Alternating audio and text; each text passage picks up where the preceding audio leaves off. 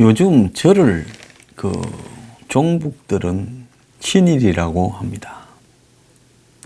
제가 중국과 가까이 하거나 북한과 가까이 하는 것보다 일본이나 미국과 가까이 하는 게 낫다라고 하니까 그러는 모양인데요. 자, 일본은 자유민주주의 사회고 자유시장 경제를 추종하며 또 더 나아가서 오랜 이런 민주주의를 위한 경험을 갖고 있고 그런 사회 시스템이 아시아에서는 앞장서서 갖춰져 있습니다. 그러다 보니 일본의 경제가 아시아에서 타의 추종을 불허하고 있는 것 아니겠습니까? 우리는 일본을 다 따라잡았다라고 생각을 하지만 결정적일 때 보면 일본과 한국의 격차가 아주 크다라는 걸 실감을 할 수 있을 겁니다. 일본 여행을 가본 사람들은 한국이 일본 따라가려면 참 멀었다라는 부분에 대해 실감을 할 수 있는 사안을 여러 개 겪을 거라고 봅니다. 우리는 일본이 가지고 있는 몇 가지 한계들을 가지고 한국이 일본을 우습게 보고 조롱을 하지만 실제로 일본은 한국의 그런 부분보다도 더 이렇게 내실이 상당히 강하다고 봅니다. 반면에 중국을 가서 보면 저게 국가인가 싶을 정도로 곳곳에서 겉으로 보이는 상하이의 빌딩이나 북경의 거대함을 넘어서 한마디로 이 사람들을 만나보면 속이고 그 다음에 뺏기고 공갈치고 하면서 뭔가가 하나 제대로 시스템이 갖추어진 게 없다라는 것을 절실히 느끼게 될 겁니다. 그런 부분을 본다면 한국이 미국이나 일본을 가까이 하고 중국이나 북한에게 상당히 거리를 둬야 된다. 여기에 이제 민족이라는 개념이 등장하죠. 민족 같은 소리 하지 말길 바랍니다. 솔직히 한국 좌파가 만들어낸 일종의 환상이다라고 저는 봅니다. 단일 민족. 우리가 무슨 단일 민족이에요? 정말 웃기는 소리 좀 하지 말라는 이야기입니다. 자, 아베가 트럼프 북핵 협상 수단으로 주한미군 철수할 생각 없다. 이렇게 이야기를 했습니다. 어제. 이 말은 무슨 말인가 하면 트럼프가 북한의 핵무기를 제거하는 협상의 한 방안으로 주한미군을 철수할 생각은 갖고 있지 않다라고 파이낸셜 타임즈와 인터뷰에서 이야기를 했습니다. 북한 핵무기 제거를 위한 협상의 일부로 한반도에서 미군을 철수하는 데 대해 반대한다라고 이야기를 하면서 자기도 반대하지만 미국이나 트럼프도 그럴 생각이 없는 것으로 이해하고 있다. 이러면서 아베는 주한미군은 동아시아의 평화와 안정에 매우 중요한 요소이다라고 덧붙였습니다. 그러면서 북일 관계에 대해서는 김정은과 얼굴을 맞대야 된다. 이렇게 이야기를 했는데요. 다 지금 뒤통수를 때리니까 나는 여태까지 원론을 지켰는데 전부 문재인이고 트럼프고 뒤통수를 때리면서 김정은이하고 붙어 먹으니까 앞장서 있던 나만 바보가 되었으니 나라고 만나려면 그거 못 만나냐라는 말이 함축되어 있는 말이라고 봅니다. 자, 여기에 이제 더해서 제가 아베 이야기를 한 거는 문재인 이야기를 하려고 하는 겁니다. 자, 폼페이오 하나 왔다 갔는데 지금 한국의 청와대는 마치 거대한 동북아 사국의 질서가 변하고 있는 듯이 지금 호들갑을 떨고 있습니다. 제가 호들갑이라고 이야기를 하는 것은 아무것도 본질이 달라진 것이 없는데 어제 국무회의에서 북한하고 러시아, 북한하고 중국, 북한하고 일본의 정상회담 가능성을 언급을 하면서 마치 거대한 질서의 변화가 있는 듯이 말하고 있습니다. 자, 북한하고 중국은 지금 올해 시간이 있을 때마다 작전회의를 시진핑이 김정은을 불러다가 했습니다. 김정은이야 지 돈줄이 부르는데 항상 가서 이 머리를 조아리고 굽신거리면서 그 사람의 의견을 들어주는 척 해야 정권이 유지되니 이번에 한번 황제께서 북조선에 이렇게 방문해 주신다 하니 황공하옵니다라고 이야기를 할 수 있지요. 그래서 시진핑이 구구절 때 갈라다가 미국이 트럼프가 또 중국을 걸고 넘어지면서 북한의 배우다 하니까 안 갔죠. 그걸 이번에 가겠다라는 겁니다. 자, 그 다음에 북한이 사사건건 자기 편을 들어주는 러시아. 자, 이번에도 보면 북한에 대한 제재 부분에 대해서 이야기하는 이용호의 입장을 찬성하고 미국이 종전선언을 해줘야 된다고 러시아 외무장관이나 러시아 측에서 매우 크게 서포트를 해왔습니다. 그러니까 김정은이가 푸틴을 한번 만나러 이렇게 블라디보스톡이나 어디 한번 가야 되는 거. 그 다음에 제가 몇 차례 이야기하지 않았습니까? 아베가 건이 병신이 되었다. 트럼프 일가를 위해서 몸을 바쳐서 헌신했는데 배신을 당해서 일본에서는 이 부분 때문에 이번에 삼선 연임도 겨우 됐다.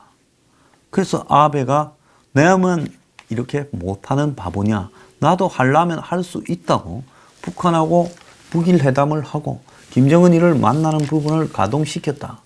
그래서 일본의 내각조사실 같은 그 국정원 기능을 하는 기관과 또 일본 외교부 등이 베트남에서 북한을 불러가지고 회동을 했다. 그게 한 2달 전입니다. 그래서 거기에서 북일 회담을 하기로 했다라고 지금 알려져 있는 부분이지요. 자, 그래서 이런 부분들을 그냥 이야기를 하면서 문재인이 한반도에 새로운 질서가 지고 있다고 이렇게 뻥을 치고 있습니다. 왜 뻥인가 하면 북중 북러 만남은 아주 자연스러운 거고 북일 간의 만남은 한마디로 배신당한 아베가 그냥 국내 용어로 한번 만나는 거라서 거기에 큰 의미를 부여할 필요가 없어요. 북일이 만난다고. 지금 아베가 파이낸셜 타임즈지에 나는 북한 문제에서 무슨 종전선언이니 뭐니 되더라도 미군 철수를 해서는 안 된다 생각하고 트럼프도 그렇게 생각하고 미국도 그렇게 생각한다 라고 자기가 옛날에 트럼프한테 약속받았던 걸 이 시점에서 못쓸고 박아버린 거죠. 자, 일본은 주한미군이 철수하면 아베 입장에서 저 한국이 남한을 바라볼 때 저것들이 대단하다고 큰 소리를 치고 있지만 미군 빠지고 나면 그야말로 북한에 거의 밥이 될 건데 중국과 북한에 러시아도 거기 숟가락 들고 달라 들 거고 거의 조선 왕조 말 때 고종이나 대원군 때하고 비슷한 상황으로 내몰려 갈 거다. 중국, 러시아, 북한이 숟가락 달라들고 한국을 먹으려고 지금 할 건데 그리 되면 우리가 일본이 한국에 진출할 수도 없고 요즘 세상에 그야말로 이제 한국은 중국, 북한, 러시아에 이렇게 그냥 스며들어간 미국의 영향력에서 벗어난 대행적인 나라로 갈 건데 그러면 일본이 한국이라는 뚝이 무너진 상황에서 직접 북한과 중국, 러시아를 한반도를 지금 일본이 맞서야 되는 상황이 된다. 이 부분에 대해서 아베가 머리가 지끈지끈 아픈 거죠. 저는 아베가 한국을 뭐 특별하게 사랑을 해서 그런 발언을 했을 거라고 보지 않아요. 일본의 이익 때문에 이야기를 했는데 그래도 이 사람은 지금 주변에 트럼프, 시진핑이 그 다음에 김정은이, 문재인 이 중에서 제일 판을 잘 읽는다고 저는 보고 있습니다. 그래서 아베가 이런 우려나 경고를 지금 했는데 막상 당사자인 문재인은 거대한 변화가 만들어지고 있다. 그리고 그 변화가 한국을 위해서는 어떤 변화냐. 중국과 러시아가 북한을 앞장세워서 한국을 지금 흔들며 미군을 드러내는 이 구도에 대해서 한국 대통령이라는 사람이 북한, 중국, 러시아에 협조해 주면서 이것이 거대한 변화라고 자랑스럽게 포장을 해서 이야기를 하고 있다는 거죠.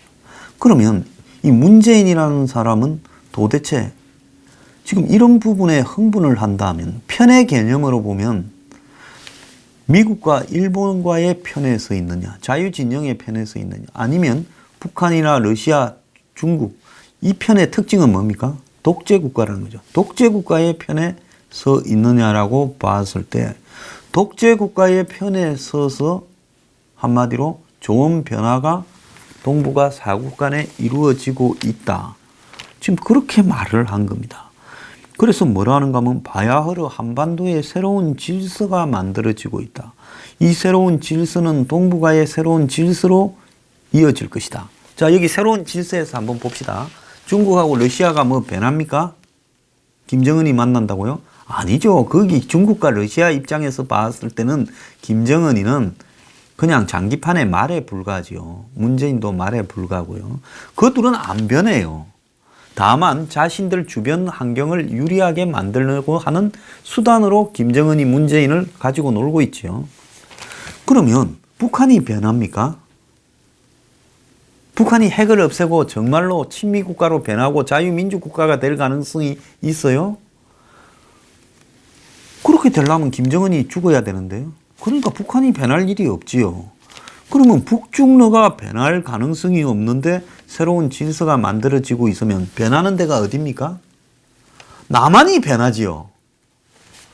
한미 일의 자유민주사회 동맹에서 이 북중러, 세계에서 가장 흉악한 체제인 북중러에 대응하는 이런 한국이 앞장서 있는 교두보의 역할에서 한국이 등을 돌려서 반대로 미국과 일본을 향해서 등을 돌리는 그런 역할로 변하고 있다는 것이 문재인이 말한 새로운 질서라는 겁니다.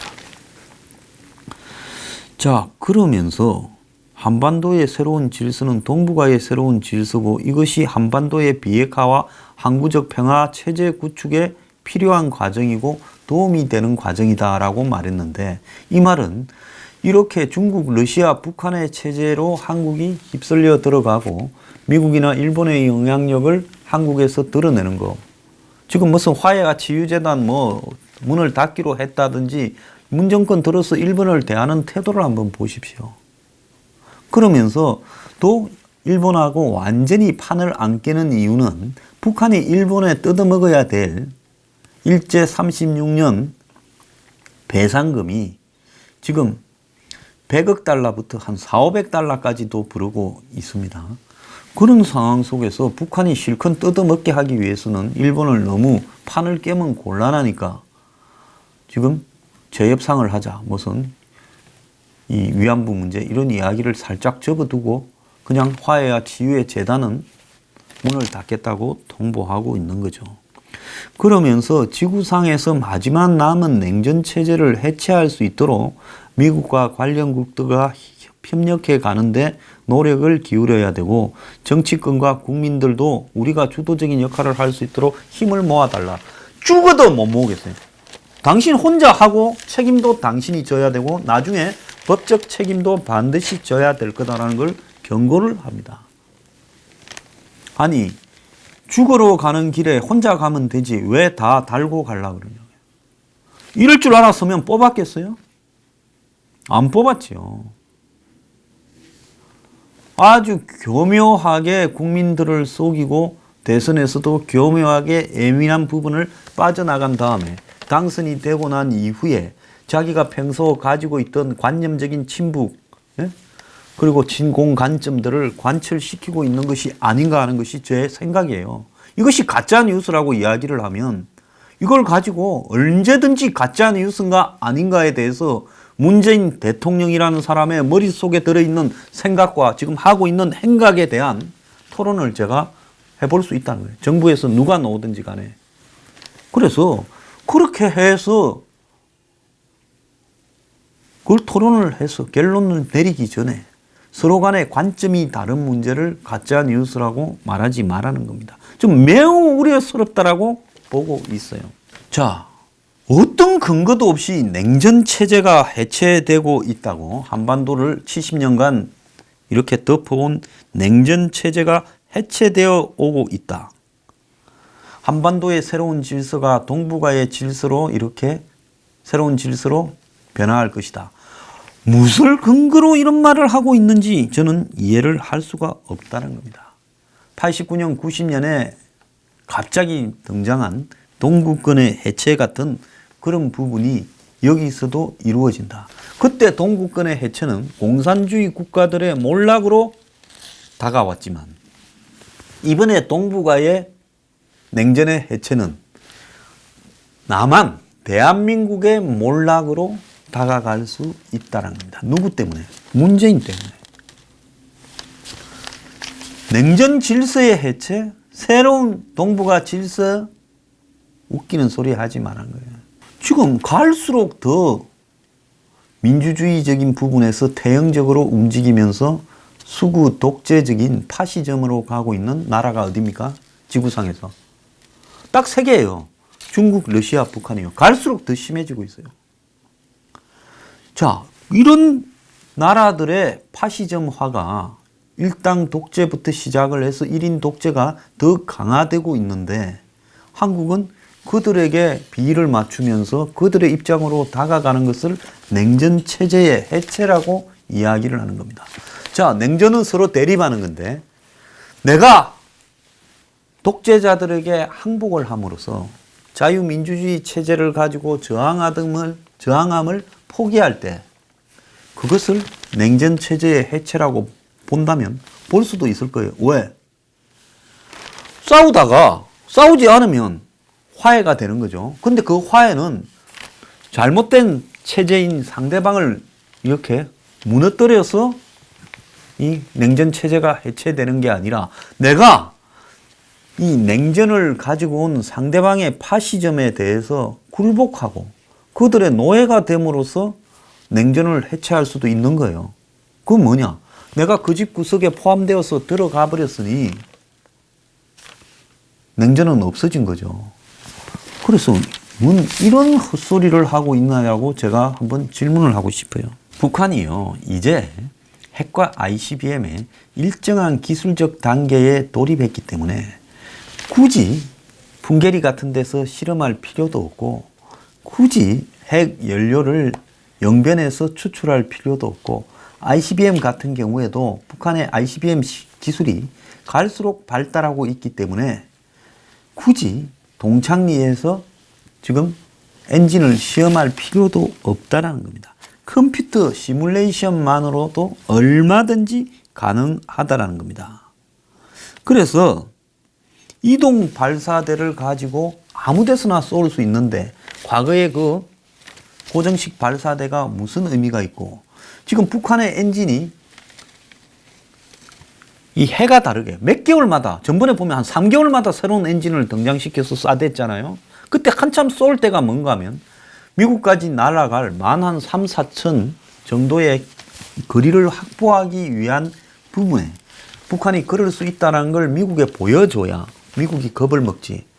ICBM을 자기들끼리 보여주지 않고 그냥 비밀리에 개발해서 갖고 있으면 미국이 겁을 먹겠습니까? 북한이 핵을 가지고 있어도 그걸 들고 와서 미국에 터뜨릴 수도 없고 미국에다가 협박을 할 방법이 없잖아요.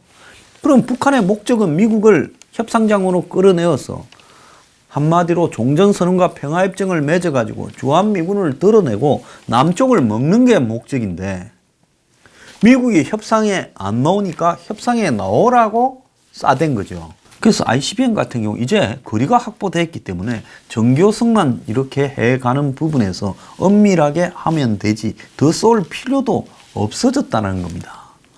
이미 미국이 겁을 먹고 협상에 들어간 상황에서 북한이 무슨 핵이나 ICBM을 가지고 더 실험을 할 이유가 있겠냐는 겁니다. 이미 공장 안에서 엄밀하게 성능 개량만 계속하거나 핵의 계속적인 생산을 북한의 어딘가에서 지속하고 있을 거라는 겁니다. 자, 이런 상황에서 하늘이 준 기회라고 하면서 냉전 질서가 해체되고 동북아의 새로운 질서가 만들어질 거라고 이야기하는 문재인은 사람이 원래 천성이 태평이라서 그런 겁니까? 안 그러면 편이 우리 편이 아니고 남 편이라서 그런 겁니까? 나중에 어떻게 감당할지는 본인이 한번 생각을 해보길 바래요. 퇴임 이후에 이것이 감당이 될 거라고 보느냐. 그래서 퇴임하지 않고 천년 만년을 해먹을 거냐 아니면 집권을 50년을 이해찬 말대로 집권을 해서 살아있는 한은 정권 교체 안 된다고 하면 이해찬은 지금 67세니까 50년을 하면 117세까지 살겠다는 거냐. 참 기가 찬 이야기입니다. 자, 미국 전문가들은 폼페이오 방북이 기대에 못 미친다. 풍계리 사찰 합의가 비핵화 진전으로 보기 어렵다는 이야기를 했습니다.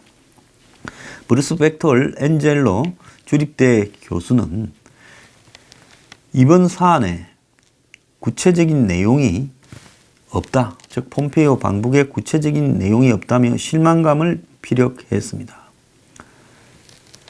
자, 데이비드 맥스웰 미국 민주주의 재단 선임 연구원은 폼페이오 방북을 앞으로 예정된 미북 회담을 위한 준비에 불과하다.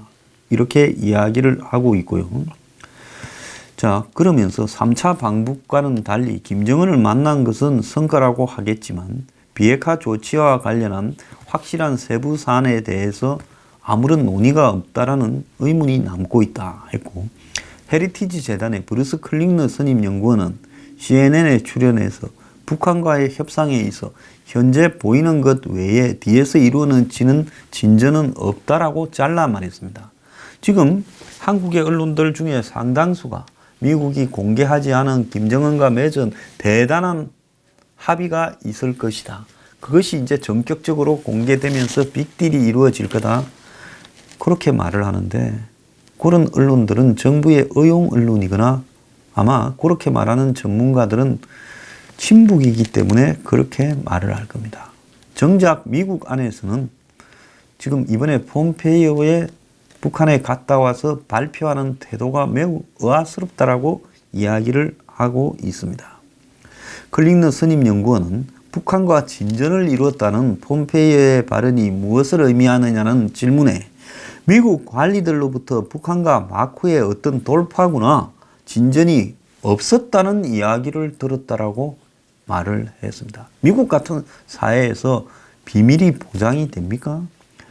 애틀랜틱 카운실의 로버트 매닝 선임 연구원은 폼페이오 방북 후 기자회견 내용은 북한과 진전을 이루고 있다라는 모호한 언급이 있었지만은 북한의 확고한 움직임을 확인하는 계기는 되지 못했다고 말을 하면서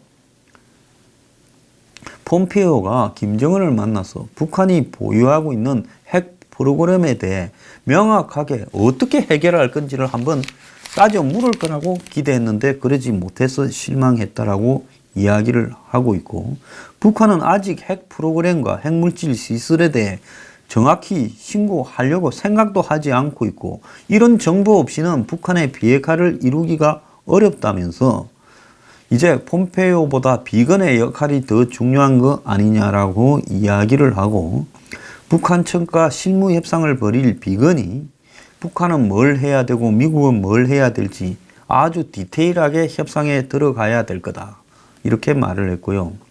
전문가들은 풍계리 핵실험장에 사찰단을 초청한다는 김정은의 말에 대해서도 별로 의미를 두지 않았는데, 미국 국방정보국 정보분석관 출신인 벡톨 교수는 뭐라고 하는가 하면, 풍계리는 핵무기를 제조하거나 핵물질을 개발하지 않는 핵실험 장소일 뿐이며, 이 시설에 대한 사찰로 얻을 수 있는 것은 풍계리에서 플루토늄하고 고농축 우라늄 실험을 했다라는 것만 확인할 수 있을 뿐이라는 거죠. 아무 의미가 없다는 사찰에도. 그리고 여러 차례 핵실험이 진행돼서 수명이 다해서 북한이 폭파시켰을 뿐이다. 그래서 이번 제안은 상징적인 것이며 비핵화하고는 관련이 없는 일이고, 영변 핵시설에 대한 폐쇄 약속이 있었다면 그거는 한번 지켜볼 만하다라고 이야기를 했고, 데니얼 러셀 전 국무부 동아태 담당 차관보는 자신의 트위터에 거창한 선포와 높은 수준의 선언은 과거 북한과의 대화를 쓸모없게 만들어버린 만큼 더 필요한 게 아니다. 그래서 새로운 진전이 있다라는 폼페이오 말은 헛소리다는 거예요. 매우 의아스럽게 트럼프가 아직도 북한에 대한 트윗을 하나도 하고 있지 않습니다. 이건 뭔가 하면요, 지금 폼페이오가 갔다 온 지 이틀 더 지났죠. 그렇지 않습니까? 폼페이오가 7일 당일치기로 해서 갔다 왔는데 지금 이틀이 경과한 상황에서 트럼프가 지금 아무런 김정은과 비핵화와 관련된 트윗을 하고 있지 않다라는 것은 이번에 억지로 중간 선거용으로 없는 거를 포장해 가지고 진전이 이루어졌다고 했는데 이걸 가지고 한국의 문재인은 거대한 동북아의 새로운 질서가 변하고 있고 또 냉전 체제가 해체되어 가고 있다고 오발을 하고 있습니다. 참 걱정되는 사람입니다.